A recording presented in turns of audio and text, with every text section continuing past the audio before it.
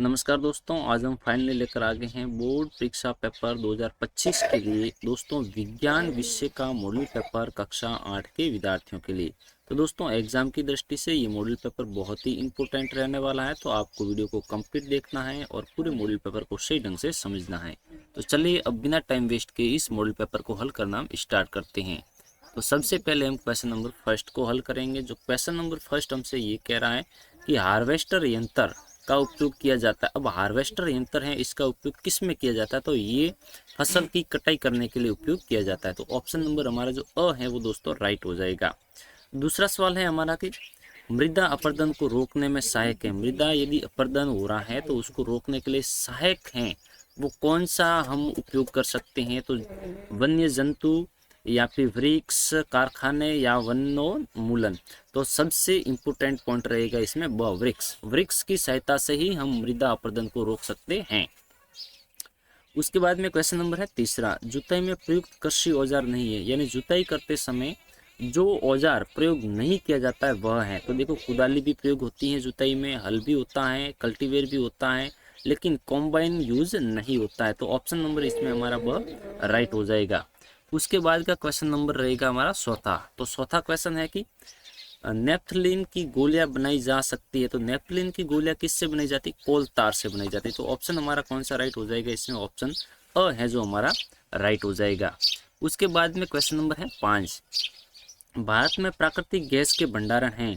तो देखो राजस्थान में भी प्राकृतिक गैस के भंडार हैं, त्रिपुरा में भी हैं, कृष्णा गोदावरी का जो डेल्टा है वहाँ पर भी प्राकृतिक गैस के भंडार हैं। तो इसमें हमारा राइट ऑप्शन है द उपयुक्त सभी।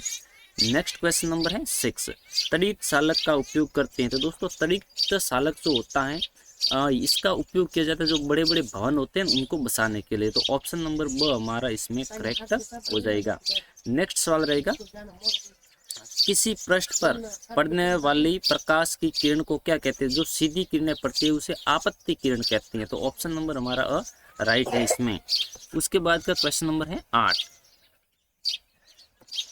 आठवां क्वेश्चन है कि आंख में प्रवेश करने वाले प्रकाश की मात्रा को नियंत्रित करती है। तो प्रकाश की मात्रा को नियंत्रित करता है प्रीतारिकता। कौन? प्रीतारिकता। तो ऑप्शन नंबर इसमें हमारा अ राइट हो जाएगा। दोस्तों यदि आप इस मॉडल पेपर की पीडीएफ प्राप्त करना चाहते हैं तो आप हमारे टेलीग्राम चैनल को ज्वाइन कर लेना, जिसका लिंक आपको डायरेक्ट इसी वीडियो के डिस्क्रिप्शन बॉक्स में मिल जाएगा। और हमने प्रत्येक विषय के 10-10 इंपॉर्टेंट मॉडल पेपर तैयार किए हैं। यदि आप उन्हें देखना चाहते हैं तो हमारे यूट्यूब चैनल की प्लेलिस्ट में जाकर उन्हें चेक कर सकते हैं। अब हम क्वेश्चन नंबर 9 को हल करेंगे। विषाणु वायरस जनित कुछ सामान्य रोगों के नाम लिखिए। तो देखो जैसे जुकाम है, इन्फ्लुएंजा है, खांसी है, ये सब वायरस जनित रोग होते हैं। उसके बाद में है 10वां क्वेश्चन, निरापद दियशलाई की तिल्ली के सिरे पर लगने वाले 2 रसायनों के नाम लिखिए। तो पहला रसायन तो हो जाएगा हमारा एंटीमनी ट्रांसफ्लाइट और दूसरा हो जाएगा पोटेशियम क्लोरेट। ये 2 जो रसायन है वो दियशलाई की जो तिल्ली होती है उसके ऊपर लगते हैं। उसके बाद में क्वेश्चन नंबर 11, डॉली की क्लोनिंग के लिए आवश्यक कोशिकाएं किन से ली गई थी? तो वो ली गई थी भेड़ों से। पहली तो ली थी स्तन ग्रंथि की जो कोशिका ली थी वो ली थी फिन डोरेस्ट भेड़ से, और दूसरी अंड कोशिका जो ली थी वो ली थी स्कॉटिश ब्लैक फेस इव भेड़ नाम से। ठीक है ना। उसके बाद में क्वेश्चन नंबर है हमारा 12वां। क्वेश्चन नंबर 12वां है कि शोर व संगीत में दो अंतर बताइए। तो देखो संगीत होता है वो प्रिय ध्वनि होती है और सुखद होती है, और शोर जो होता है वो अप्रिय ध्वनि होती है और कष्टप्रद भी होता है। ये इंपॉर्टेंट है, एग्जाम में कई बार पूछा गया है। अब की बार भी आपको इसको सही ढंग से कवर कर लेना है, मतलब ये तो आसानी से याद भी हो जाता है। उसके बाद में क्वेश्चन नंबर 13, स्तंभ अ को स्तंभ ब से आपको मिलान करना है। अब जीवाणु है, ये जीवाणु किससे मिलान करेगा? ये मिलान करेगा स्पाइरल जीवाणु से। ठीक है। शैवाल है, ये शैवाल मिलान करेगा हमारा स्पाइरोगाइड्रा से। और उसके बाद में प्रोटोजोआ है जो अमीबा से मिलान करेगा, और कवक है जो राइजोपस से मिलान करेगा। उसके बाद में क्वेश्चन नंबर 14। तो क्वेश्चन नंबर 14 क्या कह रहा है कि ईंधन के ऊष्मीयमान से आप क्या समझते हैं? किसी 5 केजी ईंधन को पूर्णतया दहन करने पर 20,000 केजे यानी किलो जूल ऊष्मा उत्पन्न होती है तो इस ईंधन का ऊष्मीयमान क्या होगा, परिकलित कीजिए। ज़्यादा का दिया गया 5 का दिया गया है, आपको 1 का ज्ञात करना है ना, तो हम क्या करेंगे, भाग करेंगे, ये बात तो आपको पता ही है। और जो किलो जूल होता है वो 1 किलो ईंधन का पूर्णतः दहन होने पर जो ऊष्मा प्राप्त होती है वही उसका ऊष्मीयमान कहलाता है। तो देखो इसका आंसर आपको कुछ इस टाइप से लिख देना है। ऊष्मीयमान किसी ईंधन के 1 किलोग्राम के पूर्णतः दहन से प्राप्त ऊष्मा ऊर्जा की मात्रा उसका ऊष्मीयमान कहलाती है। ईंधन के ऊष्मीयमान को किलो जूल प्रति किलोग्राम मात्रक द्वारा प्रदर्शित किया जाता है। तो देखो 5 केजी के लिए 20,000 है, तो 1 केजी के लिए 20,000 में हम 5 का भाग दे देंगे तो आंसर आ जाएगा 4,000 किलो जूल। ठीक है, उसके बाद का क्वेश्चन नंबर है हमारा 15।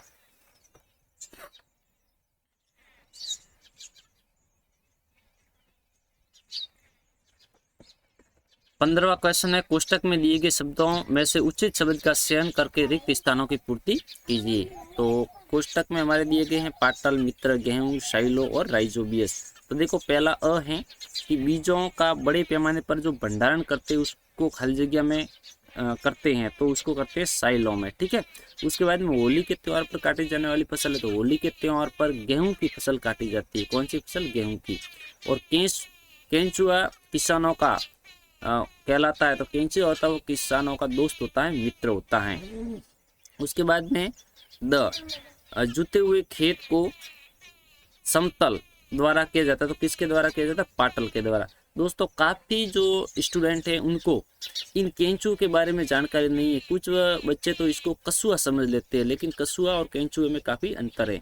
आपको हमें कमेंट करके बताना क्या आपने केंचुआ देखा है या नहीं देखा है, और यदि नहीं देखा है तो आप हमें कमेंट कीजिए, मैं यूट्यूब पर पोस्ट डाल दूंगा केंचुए की। ठीक है, नेक्स्ट क्वेश्चन है 16वां। निम्नलिखित प्रश्नों के उत्तर एक शब्द में दीजिए। एक शब्द में आपको उत्तर देने हैं। तो पहला क्वेश्चन है हमारा,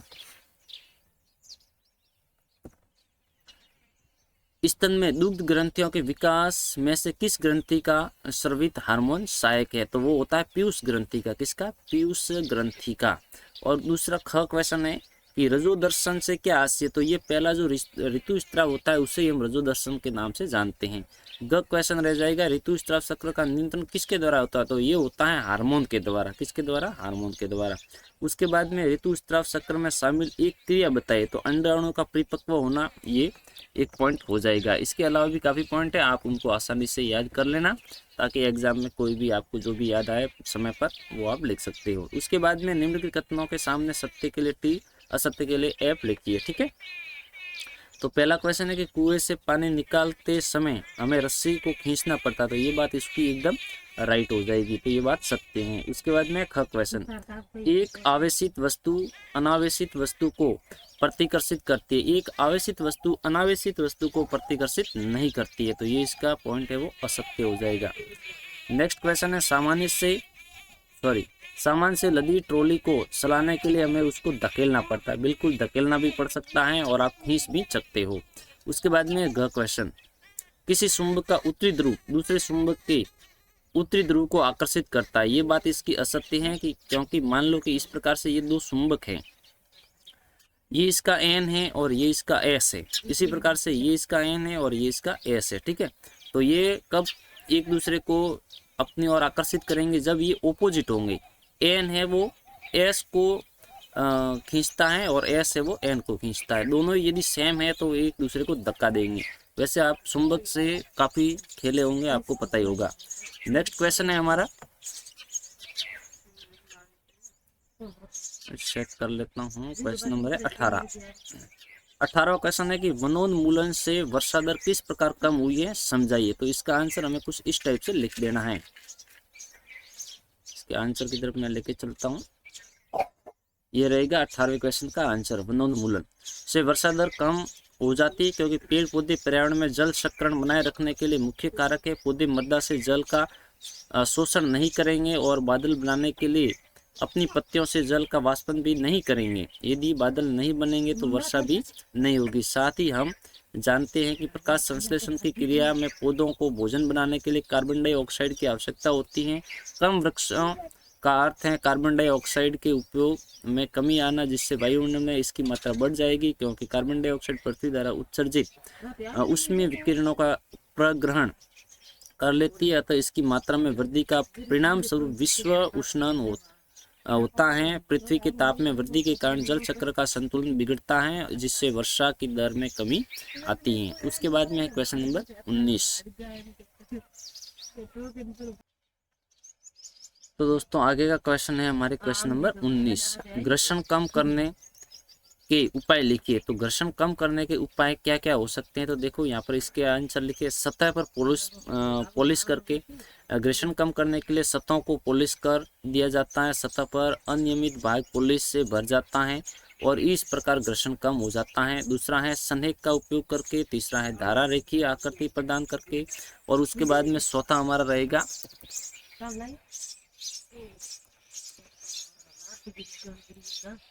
चौथा क्वेश्चन हमारा, चौथे का ये आंसर रहेगा, कहाँ पर गया रे, हाँ, स्पर्शनीय घर्षण और लेटनी घर्षण में बदलकर। ठीक है, तो इस प्रकार से इस वीडियो को पॉज करके ये इन क्वेश्चनों के आंसर आपको सही ढंग से दोस्तों रीड कर लेने हैं, क्योंकि एग्जाम की दृष्टि से इम्पोर्टेंट हैं। उसके बाद में है क्वेश्चन नंबर 20। 20वां क्वेश्चन है कि एक संवृत्त का दोलन 1/40 सेकंड है, तो इस वृत्त की आवृत्ति ज्ञात कीजिए।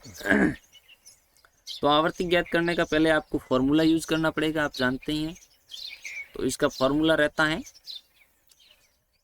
1 इस वृत्त का दोलन। ठीक है, ये इसका फॉर्मूला रहेगा। तो 1/40 हो जाएगा सेकंड, फिर इसको हम हल करेंगे तो आंसर आ जाएगा 40 हर्ट्ज। उसके बाद में क्वेश्चन नंबर है हमारा 21वां।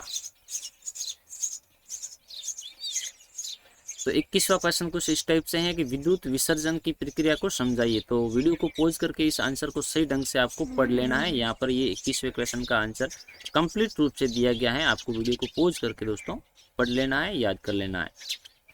उसके बाद में है क्वेश्चन नंबर 22। क्वेश्चन नंबर 22 क्या कह रहा है कि आपतन कोण तथा प्रावर्तन कोण बराबर होते हैं। ठीक है ना, आपतन कोण और परावर्तन कोण बराबर होते हैं। इसे चित्र की सहायता से स्पष्ट कीजिए। प्रकाश किरण का अस्तित्व एक आदर्शीकरण है, इस कथन को स्पष्ट कीजिए। तो इस क्वेश्चन का आंसर आपको इस टाइप से लिख देना है, ये रह जाएगा इसका सचित्र, और उसके बाद में यहाँ पर इसका ये आंसर लिखा गया है, इसकी परिभाषा समझाई गई है सही ढंग से। तो ये वीडियो को पॉज करके आपको अवश्य याद कर लेना है। उसके बाद में हम क्वेश्चन 23 को हल करेंगे। तो 23वां क्वेश्चन है,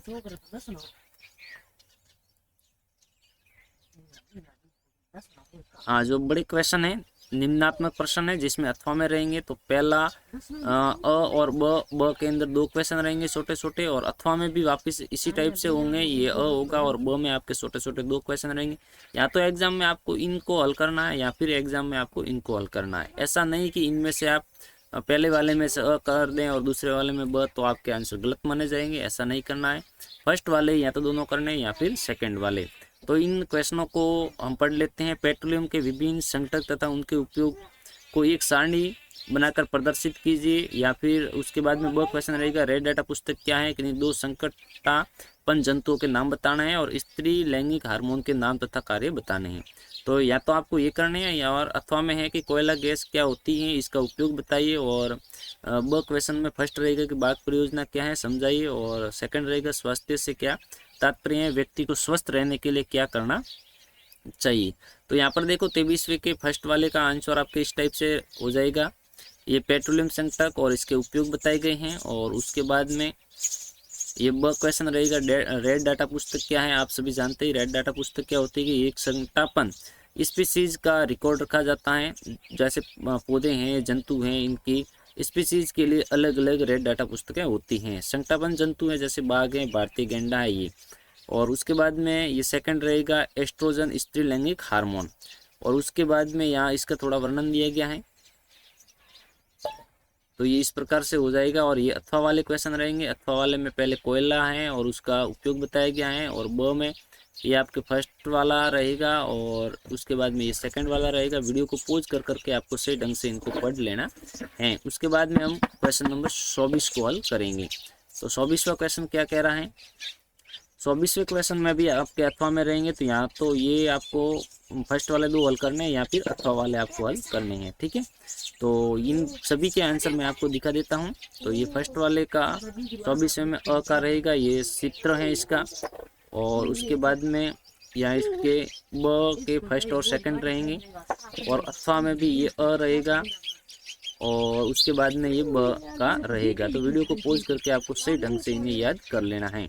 उसके बाद में है 25वां क्वेश्चन। तो 25वां क्वेश्चन है हमारा,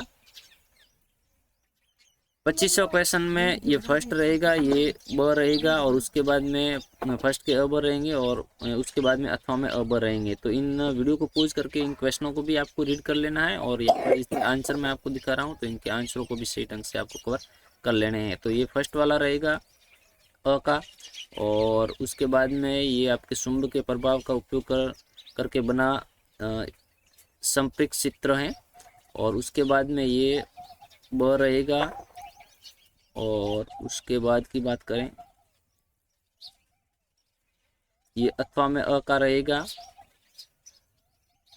और यहाँ पर ब का भी दिया गया है और ये ब का हो जाएगा। तो इस प्रकार से ये हमारे कुल 25 क्वेश्चन थे और 25 के 25 क्वेश्चन हमने हल कर दिए हैं। तो आशा करते हैं कि ये वीडियो आपको बहुत अच्छा लगा होगा। वीडियो यदि अच्छा लगा है तो वीडियो को लाइक करें और चैनल को सब्सक्राइब करना बिल्कुल ना भूलें। अब हम मिलेंगे किसी और वीडियो में, तब तक के लिए आप सभी को हमारी तरफ से जय हिंद, वंदे मातरम।